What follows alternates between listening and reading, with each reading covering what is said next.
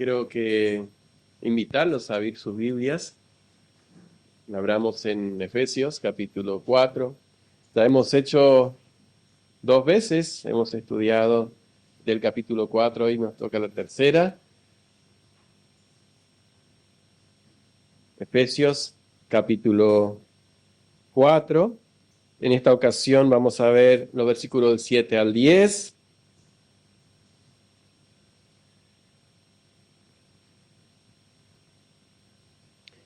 Dice así la palabra del Señor: pero a cada uno de nosotros fue dada la gracia conforme a la medida del don de Cristo. Por lo cual dice, subiendo a lo alto, llevó cautiva la cautividad y dio dones a los hombres. Y eso de que subió, ¿qué es? Sino también había descendido primero a las partes más bajas de la tierra. El que descendió es el mismo que también subió por encima de todos los cielos para llenarlo todo. El que descendió es el mismo que también subió por encima de todos los cielos para llenarlo todo. Señor, te encomendamos nuestras mentes, nuestros corazones, y queremos seguir adorándote, pero en este tiempo en meditar en tu palabra. Ahora abre nuestros corazones, abre mi mente, guía mis palabras en el nombre de Jesús. Amén.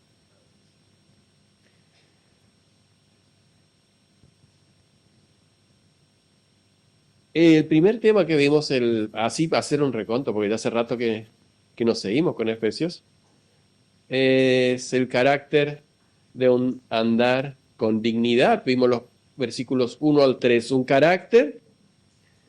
el carácter de un andar con dignidad, cómo debe comportarse un cristiano para llevar dignamente el nombre del Señor. Después el segundo es la sustancia de la unidad de la iglesia. ¿Qué es lo que une a la iglesia? Los versículos 4 al 6. Y hoy tenemos estos versículos que ya hemos leído. Es el ligamento de la unidad. Gracia para todos. El ligamento de la unidad y gracia para todos. El ligamento es lo que une una o varias partes. Normalmente pensamos cuando ligar es poner un pegamento. Hay muchos pegamentos muy fuertes ahora. Estábamos hablando con Benjamín el jueves, me contaba de las paredes que están uniendo en vez de con mezcla, con pegamento. Hay ladrillos especiales, pegamento especial, y que se rompe el material y el pegamento en la unión se rompe el material, pero no se suelta el pegamento. Interesante ver todo eso. Sin embargo, Dios ya usó un ligamento, fundó con un ligamento la iglesia, pero ese ligamento no es un pegamento, no es lo mismo que pegamento, porque en el caso del pegamento eso es fijo, no se puede mover, aunque no se puede soltar, no se puede mover. Un ligamento lo tenemos en el cuerpo humano mejor representado, es lo que nos une los huesos, pero no los separa. Entonces lo podemos mover, dar vueltas, y hay algunos que lo mueven tan bien que a veces a mí me sorprende.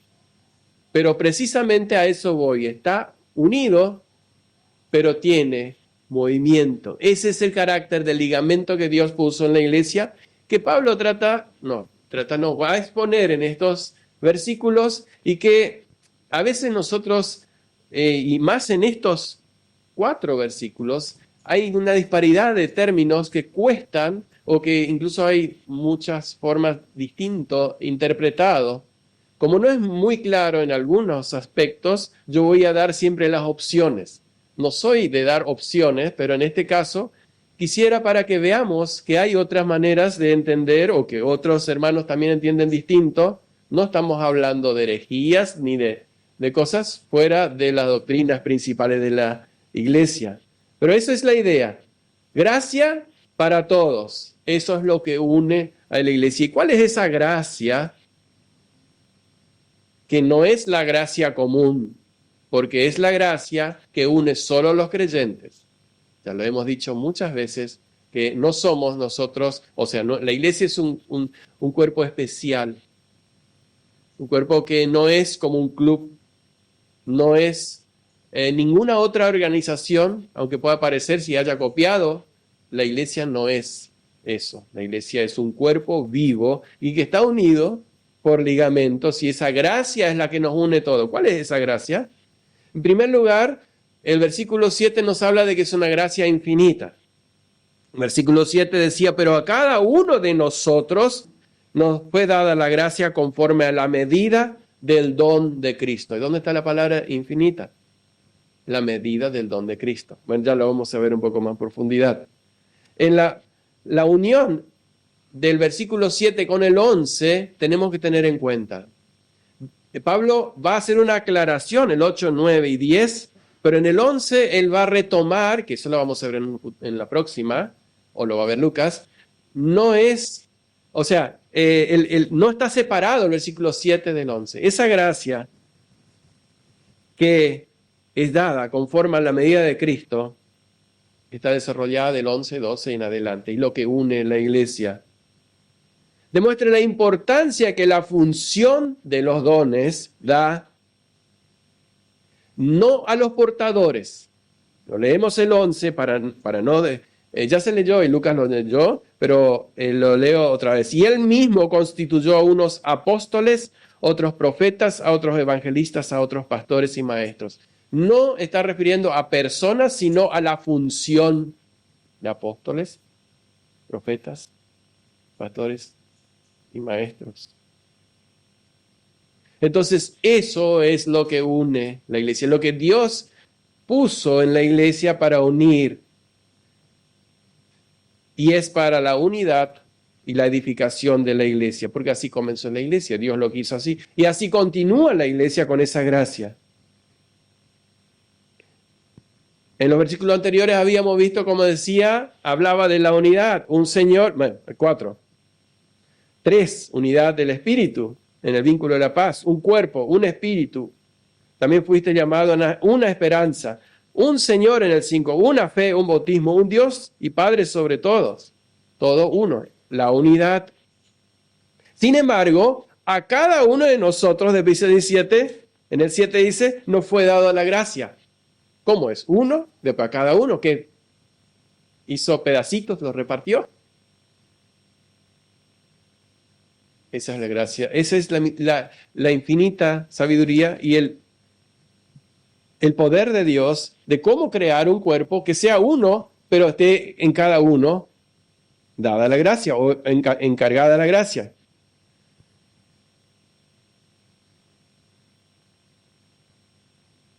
En general, en el Nuevo Testamento vemos, Pablo no está desarrollando acá los dones, simplemente está hablando de la función. Si bien esa función está dotada con dones, pero en el resto del Nuevo Testamento vemos muchos en capítulo 12 de Corintios, capítulo 12 de Romanos, de los dones.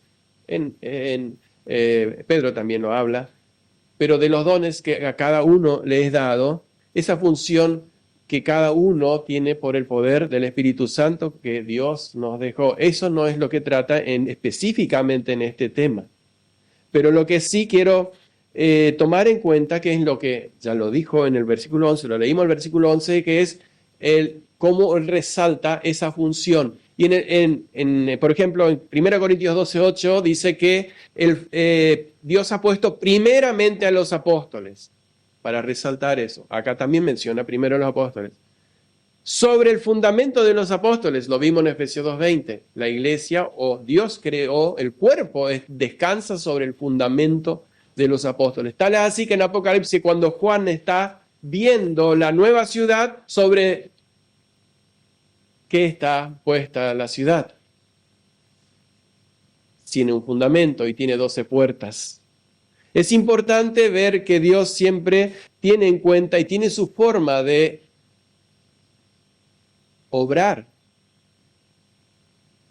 y que Él la dejó puesta en este lugar o en esta parte del texto que estamos leyendo. Ahora, esto de esa gracia dice algo interesante, dice nos es dada. A veces se puede entender, o algunos piensan que la gracia y los dones se deben adquirir y Dios la va dando a medida que nosotros somos fieles o a medida de nuestra fe. A medida de cómo trabajamos para el Señor, Dios te va dando más. Claro, por ahí se aplican en esas parábolas que Jesús habla, que al que tenía un talento, al que tenía 10 se le dio uno más, o al que tenía 5, o sea, Dios le da más al que tiene más, termina diciendo Jesús. Pero en este caso no es así, porque esa gracia nos es dada según la medida del don de Cristo. No la recibimos nosotros, aunque seamos bonitos, tengamos mucha experiencia o tengamos mucha predisposición para servir al Señor. La gracia del don es dada, la recibimos por ningún mérito. ¿Y para quiénes? Para nosotros. Para Guille, para Fátima, para Lucas, los dos Lucas, para cada uno de nosotros. Pero esa gracia se limita solo a los que creen en Él. ¿Y cuál es esta gracia? Dice Moody, el comentario de Moody, que no es la gracia salvadora, y eso está claro, no necesitamos entrar mucho, pero lo digo, no es lo que salva, la gracia que salva, sino la gracia como un don a los creyentes, el favor de Dios inmerecido y sin posibilidad de compensarlo. Sin posibilidad de compensar. O si yo voy a servir al Señor, pues gracias a que me dio esos dones, lo voy a servir para compensar, en compensación. Dios, no podemos compensar eso. Y la medida, dice Moody, es sin medida. ¿Por qué? Porque Cristo, y lo vimos en el capítulo 3, no tiene medida. Vimos que es tan alto, tan profundo, tan ancho, todo, el amor de Dios y Dios mismo es tan grande que no tiene medida, así también es su gracia. La gracia que no se termina y que nosotros no podemos agotar.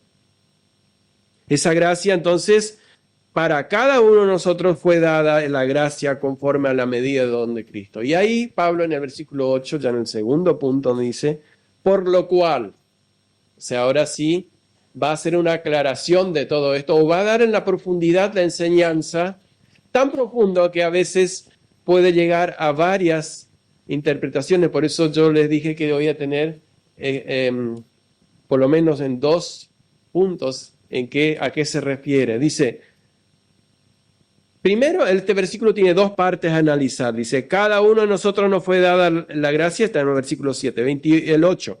Por lo cual dice, subiendo a lo alto, llevó cautivo a la cautividad. Fácil de entender, ¿no? Después dice, dio dones a los hombres. Ya se está conjugando con el versículo 7. Pero, ¿qué es eso de llevó cautiva la cautividad? En este caso, incluso cuando usted tiene la Biblia en la referencia abajo, dice Salmos 68, 18. Pero si usted lee en el Salmo 68, 18, no dice exactamente esto. Si quieren, y podemos hacerlo, buscamos el que quiere.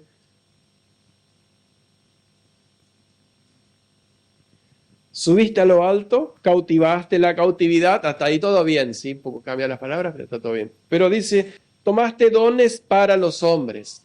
En el otro dice, dio dones para los hombres. Ahora vamos a ver de por qué.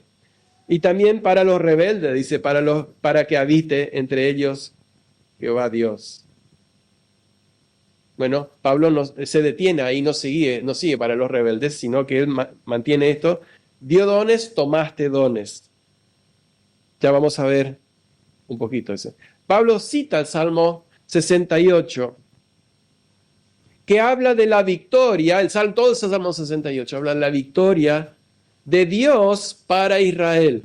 Todo el Salmo 68, ustedes lo leen después, lo quieren leer, habla de la victoria de Dios para Israel. Y él la aplica a Cristo cuando dice, por eso subió a lo alto, tomaste todo eso, llevaste cautiva la cautividad.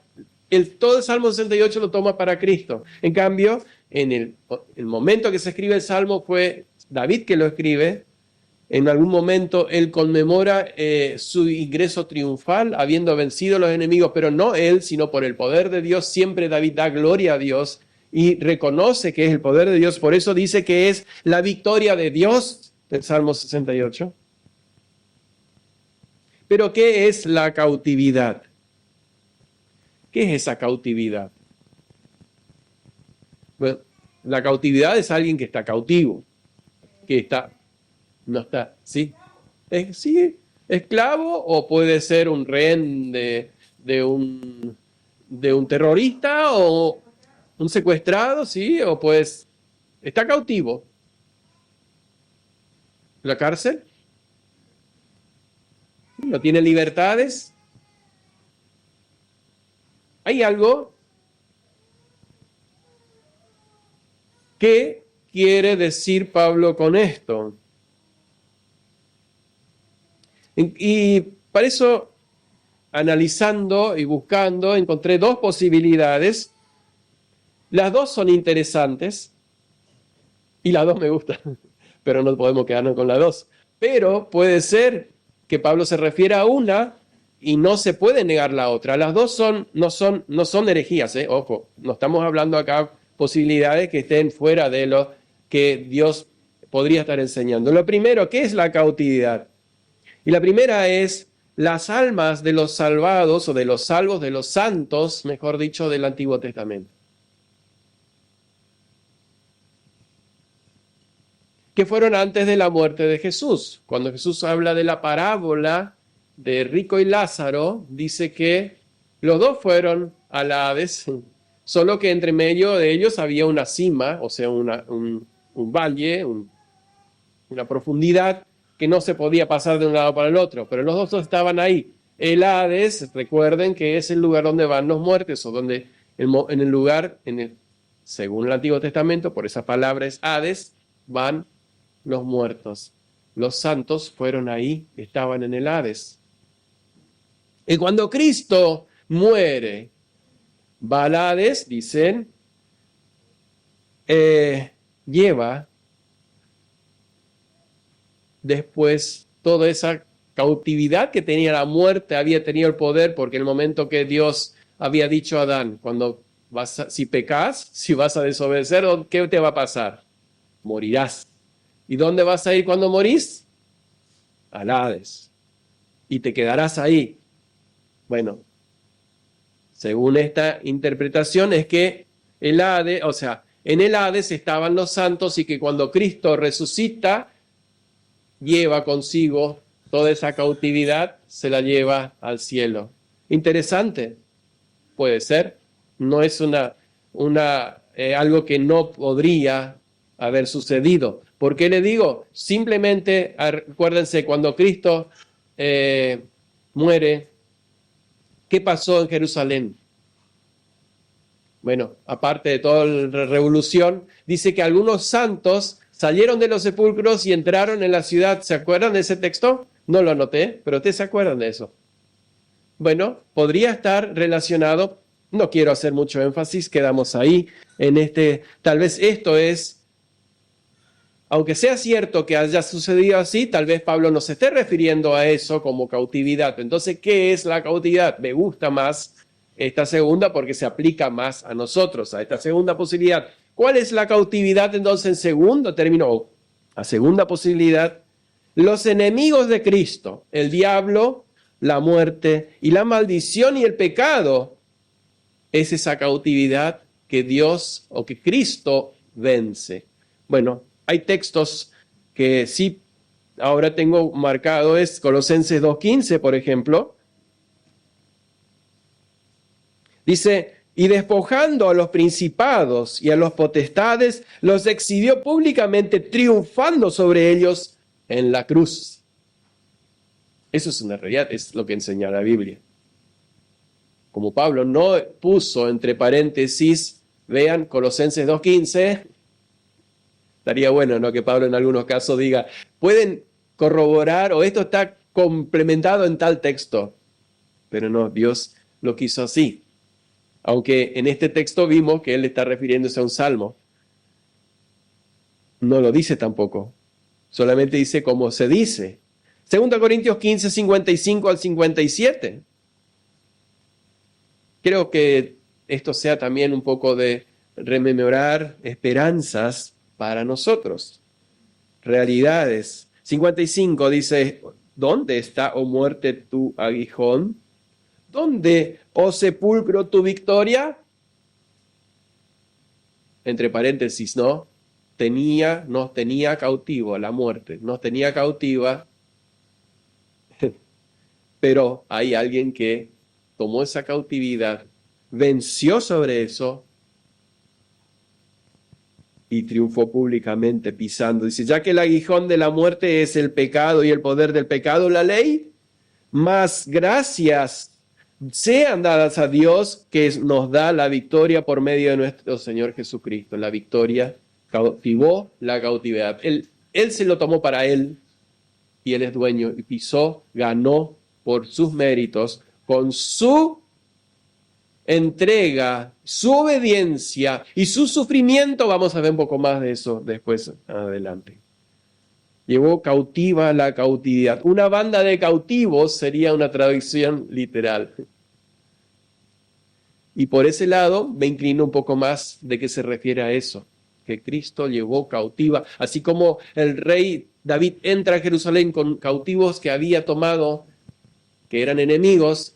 Cristo toma a los enemigos, la muerte, el pecado,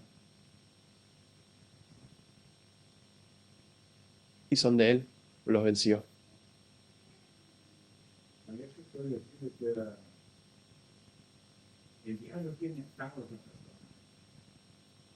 Sí, se escucha así, que el diablo tiene atada a esa persona, sí.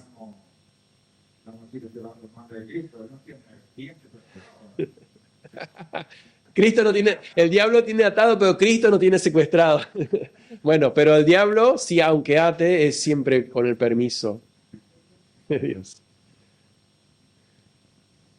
La segunda parte de este versículo dice, dio dones. Bueno, usted tiene la libertad de creer y aplicar a sus vidas el texto que le dije en la primera parte, de qué es la cautividad. Ya lo pueden, a ver, seguramente tienen alguna decisión. El segundo, dio dones a los hombres. Ya hablamos un poquito de eso. Pero ¿cómo es? Salmo 68, 18 dice, recibió dones. Pero en el 35, versículo 35, Salmo 68, dice, da fuerza y vigor a su pueblo. Sería en un paralelo de dar dones a los hombres. Entonces Pablo parece que hace un resumen de ese salmo. Todo lo que implica el significado que dio dones, dice recibió, por eso él hace una conjunción y dice dio dones a los hombres. Lo hace como un resumen bajo la inspiración del Espíritu Santo. No es Pablo que se encaprichó y dijo voy a hacer algo de este salmo, algún momento lo tengo que usar, me gusta, acá está, acá lo pongo. No, eso fue porque el Espíritu Santo llevó a escribir esto para los efesios. Pablo estaba resumiendo ese salmo. En otros pasajes se menciona que los dones los hizo el Señor para los individuos, y ya los mencioné, Corintios 12, Romanos 12 y otros lugares. Pero en este texto menciona, no los enumera, pero los menciona como un énfasis para la unidad de la iglesia. No está hablando de cada uno de nuestros dones, sino de los dones que da Dios para la unidad de la iglesia. Y dice en un comentario, así como el conquistador reparte en señal de su triunfo los despojos del enemigo como regalos entre su pueblo, el reparto de los dones y gracias del Espíritu dependía de la cesión de Cristo. San Juan 14:12 dice, os conviene que yo me vaya, porque si yo no me voy, el Espíritu Santo no va a venir. Esos dones que vienen con el Espíritu Santo para nosotros. En resumen, si tomamos en cuenta el contexto, y tomé nota así, Pablo explica, y voy a leer para que no me distraiga o con explicaciones. Pablo explica que cuando Jesús llevó cautiva a la cautividad y dio dones a los hombres, esos dones fueron específicamente los dones a la iglesia. Primero, los apóstoles, profetas, evangelistas y pastores y maestros, los dos en uno solo. No son dos, es en uno solo. Versículo 11. Esos 4 dones no eran dones que se le daba a individuos, más bien eran personas que desempeñaban esas funciones o desempeñan esas funciones y que se le daba a la iglesia para que pudiera edificarse adecuadamente como Dios lo había diseñado, según el diseño de Dios. Efesios 4:12, ya lo leímos también. Y ser el ligamento que mantiene unida la iglesia. Así se fundó, así siguió. Aunque momentos de la historia parece tan oscuro, como se dice en la época oscura, en la edad medieval, entonces donde como parece que el testimonio cristiano se había desaparecido, el diablo había ganado. No, Dios tenía un remanente, Dios tenía la semilla guardada, o de la iglesia seguía ahí, aunque tal vez chiquita, tal vez funcionando en forma distinta, pero Dios siempre tuvo su pueblo y esa iglesia va a seguir hasta el momento que Dios lleve a esa iglesia, y estamos hablando no de una denominación, sino de la iglesia invisible que son todos los redimidos por la sangre de Jesús. Tercer punto, versículo 9. De lo más alto, me equivoqué, de lo más bajo a lo más alto. Aunque para poder estar en lo más bajo, vino desde lo más alto, según Filipenses capítulo 2, ustedes se recordarán el texto. Versículo 9. Y eso que subió, ¿qué es? Sino también que había descendido primero a las partes más bajas de la tierra. Este es otro texto que hasta sí hay una herejía, he leído un poco, no mucho, pero he buscado un poco sobre esto, que ahora lo vemos, la herejía esa.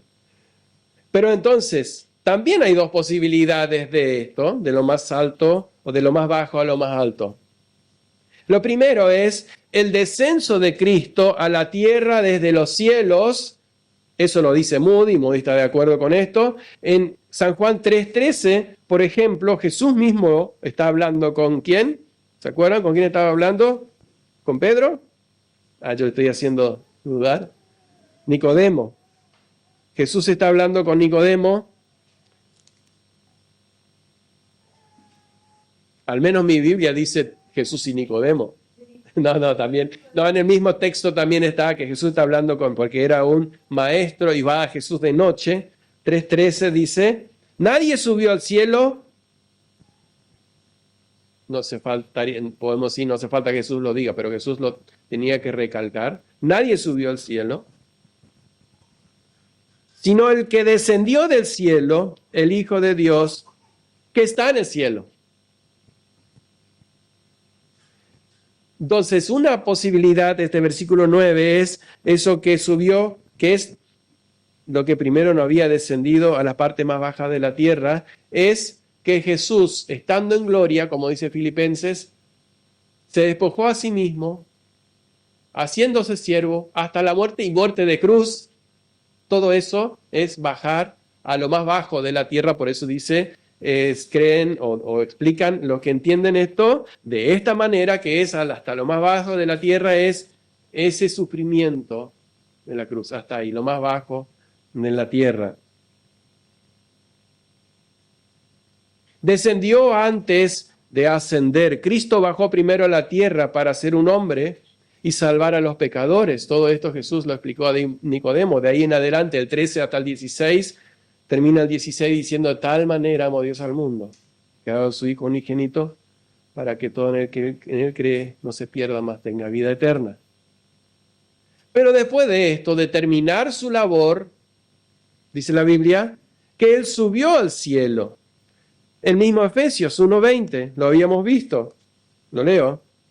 Dice, el cual operó en Cristo, resucitando de los muertos y sentándole a su diestra en los lugares celestiales. Cristo, a la diestra de Dios en los lugares celestiales. Esta sería una posibilidad. Eso que subió, primero bajó a la parte más baja de la tierra. Ahora, la segunda posibilidad es el descenso al Hades al morir. Algunos no están de acuerdo con esto. Incluso algunos medio que se enojan con esto. No voy a entrar en contradicción, acá en análisis ni mucho menos de tomar parte de nada, pero quiero, esta parte me interesa más, a mí me interesa más esta. Dice que Jesús, al morir, fue a la parte más baja de la tierra, no al infierno, y a eso voy a aclarar, sino a la muerte y a la tumba. Salmo 63, 9 y 10. Hoy tengo bastantes textos. ¿Me quieren acompañar? Si no, yo cuando lo encuentro, y tengo una ventaja porque me los marqué,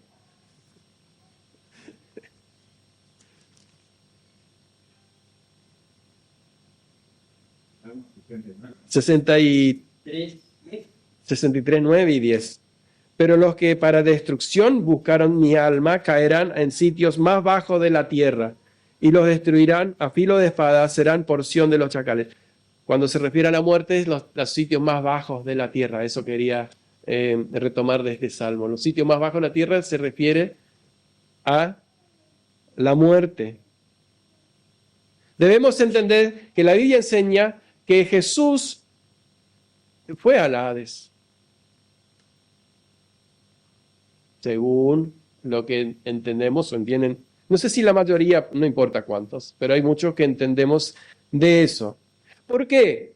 Porque Jesús mismo habla de ese evento. Yo les voy a ir mencionando, ustedes se van a acordar. San Mateo 12:40, Jesús dijo que así como Jonás estuvo en el vientre del pez 3 días y 3 noches, si el Hijo del Hombre es necesario que esté en el corazón, así dice, en el corazón de la tierra. Jesús lo dijo. No lo vamos a cuestionar. Si alguien se anima. Nos muestra claramente que Jesús estuvo en el corazón de la tierra por un periodo de tiempo después en la cruz. Ahora, si tuvo los 3 días y las 3 noches, no lo vamos a... No dice la Biblia, tampoco no, pero sí me dice que 3 días y 3 noches estará en el corazón de la tierra como sepultado, y infiriendo a que estuvo ahí en el lugar donde van los muertos, si él era un hombre. Ojo, ¿alguien entiende distinto? No hay problema. Pero vamos ahí. Hechos 2, 25 al 27. Pedro se levanta, comienza a predicar.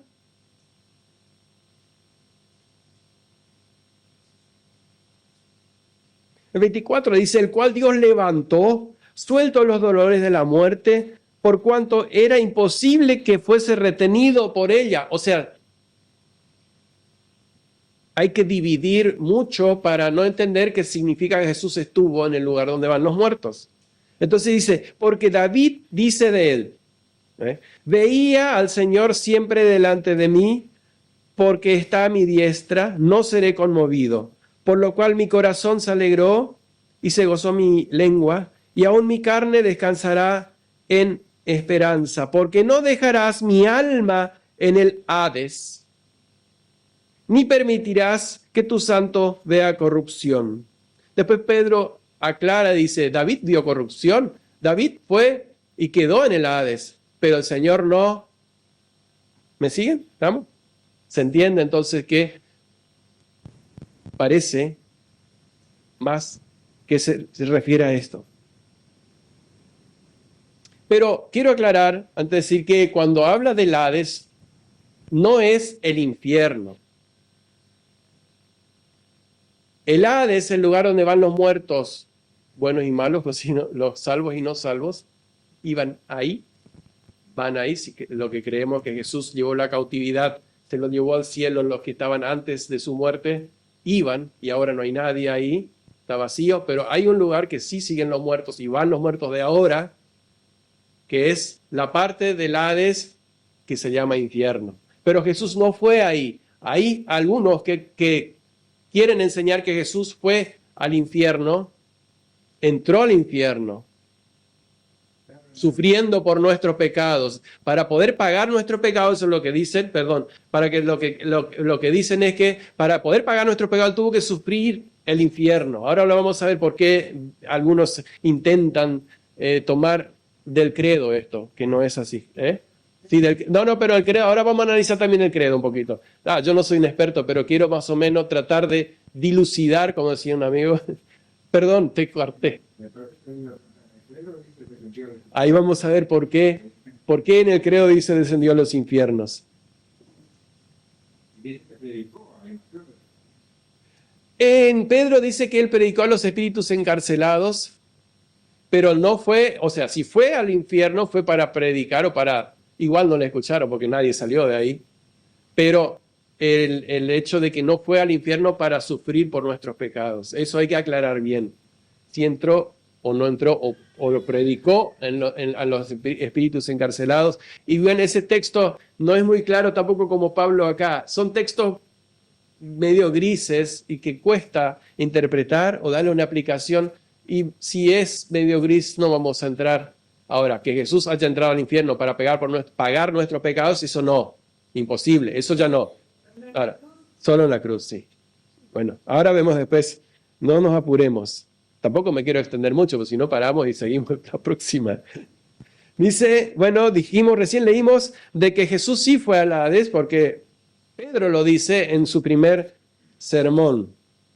Y Pedro está citando el Salmo 18, el Salmo 16, el 8 al 11, no lo vamos a leer, y aplicándolo a Jesús, afirmando que su alma no fue dejada en el Hades. Ahora, vamos al credo. ¿Qué dice el credo? No todo, no me digan todo el credo. Descendió a los infiernos. Subió a los cielos y está sentado a la diestra de Dios. El credo, sí, para darle un poquito de información, fue compuesto en el siglo V, o sea, en el año 400 y pico, cuando ya la iglesia era la iglesia del Estado, no del Estado, sino era la religión oficial. Es el cristianismo era religión oficial, no quiero mezclar los términos. Pero tampoco estaba tan corrompida como en el 800, en el 1000 o el 1500, ¿me entienden? O sea, era iglesia católica, por eso cuando dice, nosotros cambiamos Lutero, en realidad, los reformadores cambiaron iglesia católica, pusieron, ¿por qué? Porque ahora la iglesia católica es una denominación. En ese momento y hasta la 400, todos los que decían nosotros seguimos a Cristo, los fundamentalistas era la iglesia católica. O sea, todas las iglesias se llamaba una sola iglesia católica, universal se llama. Católica es universal. Entonces no es la católica de aquel entonces donde se compuso el credo, que es la que hoy o en el 1500 o en otros años aparece.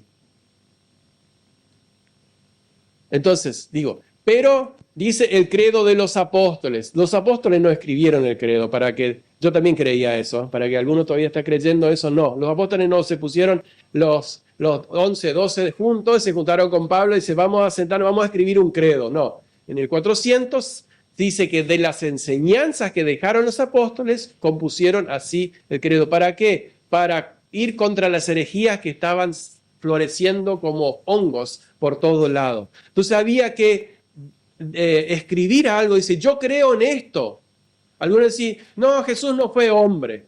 No, Jesús no nació de una virgen. Todo eso, entonces, dice clarito, todo el credo expresa lo que creían, lo que creyeron, lo que enseñaron los apóstoles. Para poder entender a lo que se refiere el credo, cuando dice descendió a los infiernos, les leo del catecismo de Heidelberg, que usa la Iglesia Reformada en Europa y la Iglesia Reformada en Estados Unidos incluso. Me parece interesante, incluso como familia lo estamos leyendo, esas preguntas y respondiendo bíblicamente. Dice, ¿por qué se añade descendió a los infiernos?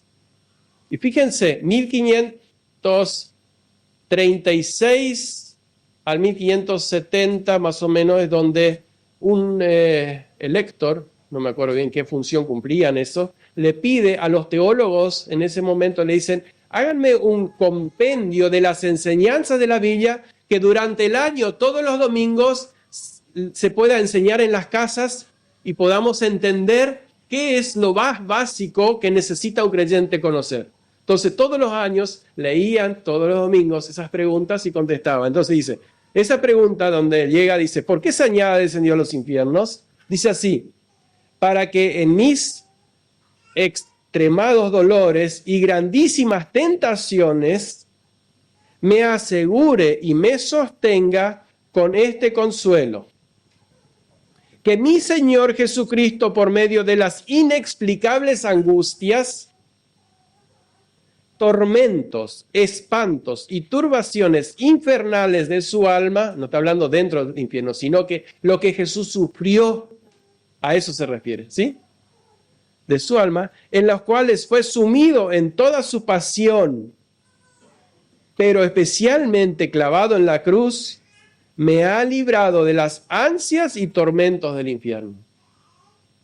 Cuando dice que descendió a los infiernos, no se está refiriendo que fue en el credo principalmente, no se está refiriendo que fue al infierno ahí, si bien es cierto, Pedro lo menciona, dije recién en 2 Pedro, pero cuando dice descendió a los infiernos es que él descendió tan bajo, lo vemos en Filipenses, estoy acordando ahora, Filipenses 2, descendió tan bajo, la humillación y exaltación de Cristo, sino que se despojó a sí mismo, dice versículo 7, tomando forma de siervo, hecho semejante a los hombres, y estando en condición de hombre, se humilló a sí mismo, haciéndose obediente hasta la muerte y muerte de cruz, o sea, hasta lo más bajo en el sufrimiento, el mayor sufrimiento. Pero no era solo porque esa era la peor muerte, dicen, es la muerte de cruz.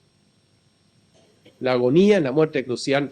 Alguna vez han leído sobre esto, no vamos a entrar en detalle. Pero no es eso lo que es lo peor para el Señor. ¿Qué es lo peor para el Señor? Cuando está cargando la nube, lo cubre y Dios aparta su mirada, dice el que dice, Dios mío, ¿por qué me has desamparado? Ahí es donde está cargando con nuestros pecados y alejado de la mirada de Dios. Sabemos que el infierno es la separación de Dios. El infierno es la ausencia de Dios. Jesús sufrió ese tormento a esa manera de la separación de Dios. A eso se refiere. No sé si queda suficientemente claro. Si no, me hacen pregunta o le hacen pregunta a Lucas, mejor. No, y seguimos estudiando en la próxima si les parece, si amerita. Para mí es especial, tengan en cuenta, cuando dice descendió al infierno, si bien puede ser, Jesús fue, dice, predicó a los encarcelados, pero no está refiriéndose a eso, sino que está refiriendo a los tormentos que él sufrió. Y lo confirma, por ejemplo, los hermanos que lo estudiaron ahí en el año 1500, los reformadores, diciendo que a eso se refiere, clavado en la cruz, sufriendo los tormentos. Sí, no, espero que no haya nadie aquí, no, nadie de lo que han conocido al Señor va a saber lo que es estar separado de Dios. Ahora, horrenda cosa es caer en manos del Dios vivo. Horrendo. Para aquellos que no van a, si bien el texto se refiere a otra cosa, pero digo, para hacerlo un poquito fuerte, Dios, la ausencia de Dios en el infierno es lo más terrible. Por último, para llenarlo todo, versículo 10, no nos vamos a detener mucho, pero sí quiero no dejarlo pasar. El que descendió es el mismo que también subió por encima de todo, y acá viene, por encima de todos los cielos para llenarlo todo. Qué lindo. Jesús subió al cielo, no para irse al cielo y dejarnos acá, y mandó al Espíritu Santo, anda a ayudarle a ellos cuando necesitan, cuando tienen problemas. No, dice para llenarlo todo. Cristo está en todo lugar, aunque lo representado está en el Espíritu Santo, pero Cristo está en todo lugar. Por encima de los cielos, dice Hebreos 4:14 y 7:26. Cristo comparte su victoria con nosotros para que mientras cada miembro de la iglesia use sus dones espirituales, como lo vimos en versículo 7, el reino de Cristo esté llenando la tierra. 1:23 de Efesios, el cual es su cuerpo, la plenitud de aquel que lo llena todo. Está hablando de la iglesia. Hoy nosotros somos representantes y Cristo está llenando todo a través de su iglesia. No denominaciones, iglesia. La iglesia que Él compró. Los creyentes que han entregado sus vidas, han rendido ante Dios, aceptando su salvación. Por eso lo llena todo. Eso es lo que significa de llenarlo todo, porque hoy dejó la actividad, sería el ministerio, mejor dicho, lo mencionan el misterio de la piedad, o el ministerio que entregó la iglesia, es esto, que nosotros representemos a Cristo como cuerpo suyo para llenarlo todo. Si bien lo más importante es que Cristo está en todo, y si no fuese Cristo en nosotros, no somos nosotros los que llenamos todo, quiero aclararlo. Es Cristo en nosotros, Cristo en mí, por lo cual estoy crucificado, ya no vivo yo, mas vive Cristo en mí, dice Pablo en 2 Corintios. Leo también esta parte, ya que hablamos del catecismo de Heidelberg, dice, ¿por qué? Dice, subió a los cielos. Que Cristo a la vista de sus discípulos fue elevado de la tierra al cielo. Está en Hechos 1:9, Marcos 16:9. Y que está allí para nuestro bien. Hebreos 4:14 y Romanos 8:34. Eso quiero leer todavía este texto. Romanos 8:34. ¿Quién es el que condenará? Cristo es el que murió, más aún el que también resucitó y el que además está a la diestra de Dios, el que también intercede por nosotros, nuestra esperanza. Por eso dice que subió a los cielos, porque está a la diestra de Dios, pero también intercede. En el lugar de privilegio, podríamos decirlo, ¿no? Al lado de Dios Padre, Cristo hombre, resucitado y glorificado, está intercediendo por Federico, por Emilia, por José. Efesios 4:10 también menciona esto, que es lo que estamos viendo acá, ¿no? Dice, el catecismo lo dice, ¿no? Que subió para llenarlo todo. Y ahí dice, para que vuelva a juzgar a los vivos y a los muertos. Esto es lo que enseña la palabra de Dios. Eso es lo que significa entonces para llenarlo todo. Lo llena a través, Él, con su Espíritu, usando a la iglesia para llenarlo todo. Ahora, ¿la iglesia ya lo ha llenado todo? Hay lugares donde la iglesia todavía no llegó, aunque el poder de Cristo igual puede estar o está en todo lugar. La iglesia necesita llegar a todos esos lugares para llenarlo todo.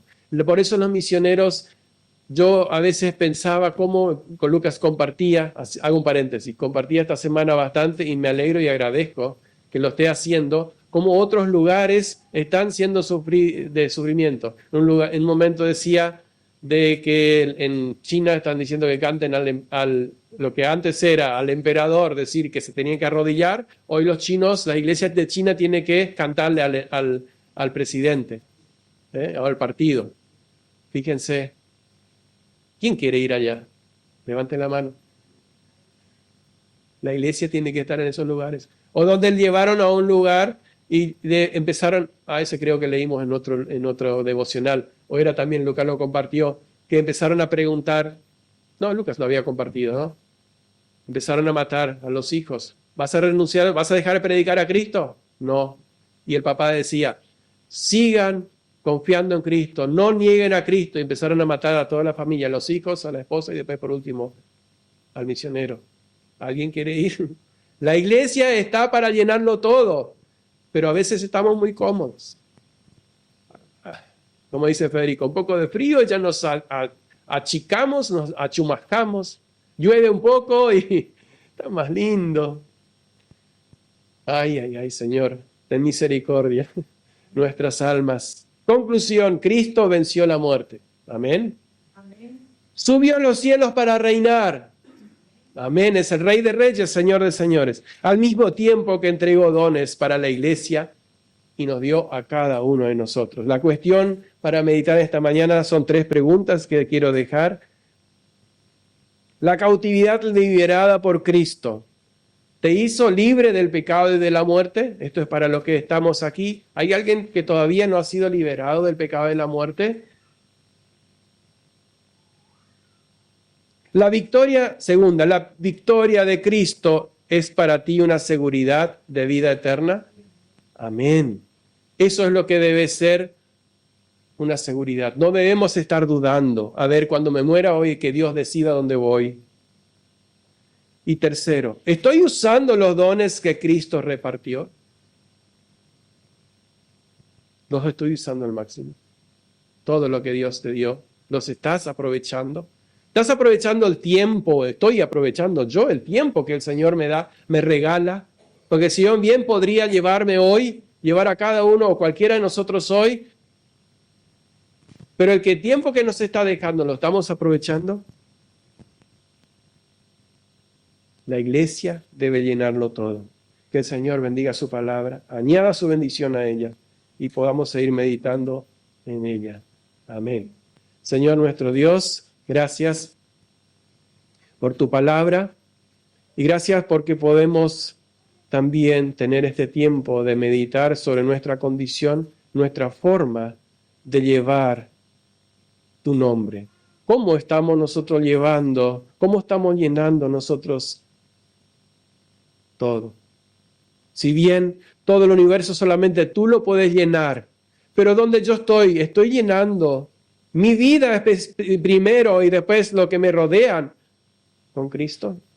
Señor, ayúdanos a ello. Danos fuerza a cada uno. Cuando nos separemos de este lugar, podamos seguir meditando. Que tu palabra siga trabajando en nosotros. Te lo pedimos en el nombre de Jesús. Amén.